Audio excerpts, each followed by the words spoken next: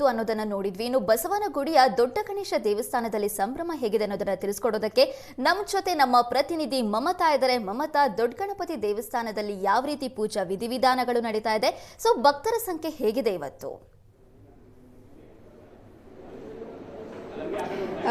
ನಯನ, ಹೊಸ ವರ್ಷವನ್ನ ತುಂಬಾ ಅದ್ದೂರಿಯಾಗಿ ಸ್ವಾಗತ ಮಾಡಿಕೊಂಡಿದ್ದಾರೆ. ಅದರ ಜೊತೆಗೆ ಮೊದಲ ದಿನವೇ ದೇವಾಲಯದತ್ತ ಕೂಡ ಜನ ಸಾಗರವೇ ಹರಿದು ಬರ್ತಾ ಇರುವಂತದ್ದು. ಬಸವನಗುಡಿಯ ದೊಡ್ಡ ಗಣಪತಿ ದೇವಸ್ಥಾನ ಅಂತಂದ್ರೆ ಗೊತ್ತೇ ಇದೆ, ತುಂಬಾ ಐತಿಹಾಸಿಕ ಪ್ರಸಿದ್ಧಿಯನ್ನ ಪಡೆದಿರುವಂತಹ ದೇವಸ್ಥಾನ. ಹಾಗಾಗಿ ಸಾಕಷ್ಟು ಸಂಖ್ಯೆಯಲ್ಲಿ ಭಕ್ತರು ಕೂಡ ಬಂದಿರುವಂತದ್ದು. ಸದ್ಯಕ್ಕೆ ನಾವು ನೋಡಬಹುದು ಯಾವ ರೀತಿ ಜನ ಇದ್ದಾರೆ, ಭಕ್ತರು ಇದ್ದಾರೆ ಅನ್ನುವಂಥದ್ದು. ಬೆಳಗ್ಗೆ 5 ಗಂಟೆಯಿಂದಲೂ ಕೂಡ ದೊಡ್ಡ ಗಣಪತಿಗೆ ವಿಶೇಷವಾಗಿ ಪೂಜೆ, ಅಲಂಕಾರ, ಜೊತೆಗೆ ಅಭಿಷೇಕ ಕೂಡ ನಡೀತಾ ಇರುವಂತದ್ದು. ರುದ್ರಾಭಿಷೇಕ ಇರಬಹುದು, ಪಂಚಾಮೃತ ಅಭಿಷೇಕ, ಜೊತೆಗೆ ಕನಕಾಭಿಷೇಕ ಕೂಡ ನಡೆಯಿತು. ಅದಾದ ಬಳಿಕ ಪೂಜೆ ಕೂಡ ಸತತವಾಗಿ ಪೂಜೆ ನಡೀತಾನೆ ಇದೆ.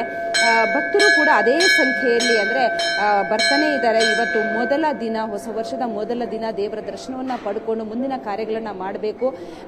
ಯಾವುದೇ ಕೆಲಸವನ್ನ ಮಾಡುವಂತಹ ಸಂದರ್ಭದಲ್ಲೂ ಕೂಡ ಗಣೇಶನ ಆಶೀರ್ವಾದವನ್ನ ಪಡಿಬೇಕು ಅನ್ನುವಂಥದ್ದು. ಹಾಗಾಗಿ ಇವತ್ತು ಗಣೇಶನ ದರ್ಶನವನ್ನ ಮಾಡಿಕೊಂಡು ವರ್ಷ ಪೂರ್ತಿ ಚೆನ್ನಾಗಿರ್ಲಿ, ವರ್ಷದಲ್ಲಿ ಯಾವುದೇ ರೀತಿಯ ಕೆಲಸವನ್ನ ಮಾಡಿದ್ರು ಕೂಡ ಅದು ಯಶಸ್ಸು ಸಿಗಲಿ ಅನ್ನುವಂತಹ ನಂಬಿಕೆಯನ್ನು ಇಟ್ಟುಕೊಂಡು ಈಗಾಗಲೇ ದೇವಸ್ಥಾನಕ್ಕೆ ಬರ್ತಾ ಇರುವಂತದ್ದು ಭಕ್ತರು. ಈಗ ನಾವು ನೋಡಬಹುದು ಸಾಕಷ್ಟು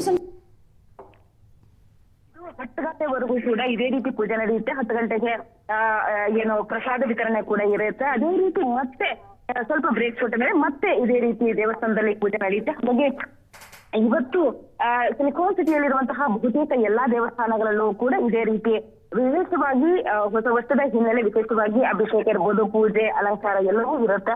ಹಾಗಾಗಿ ಏನು ಬರುವಂತಹ ಭಕ್ತರು ಕೂಡ ಹಾಗೇನೆ ಒಂದೊಂದು ಹಂತಗಳನ್ನ ಇಟ್ಕೊಂಡಿರ್ಬಹುದು, ಅಥವಾ ವರ್ಷ ಪೂರ್ತಿ ಚೆನ್ನಾಗಿರ್ಲಿ, ಯಶಸ್ಸು ಸಿಗ್ಲಿ, ಅಥವಾ ಕಳೆದ ವರ್ಷ ಏನಾಗಿತ್ತು ಅದರ ಬದಲಾಗಿ ಈ ವರ್ಷ ಇನ್ನೊಂದಷ್ಟು ಯಶಸ್ಸು ಸಿಗ್ಲಿ ಅನ್ನುವಂತಹ ನಂಬಿಕೆಯನ್ನು ಇಟ್ಕೊಂಡು ಇವತ್ತು ದೇವಸ್ಥಾನಕ್ಕೆ ಬರ್ತಾ ಇದ್ದಾರೆ. ನೇನಾ, ಥ್ಯಾಂಕ್ ಯು ಮಮತಾ, ನಿಮ್ಮೆಲ್ಲ ಡೀಟೇಲ್ಸ್ಗಾಗಿ.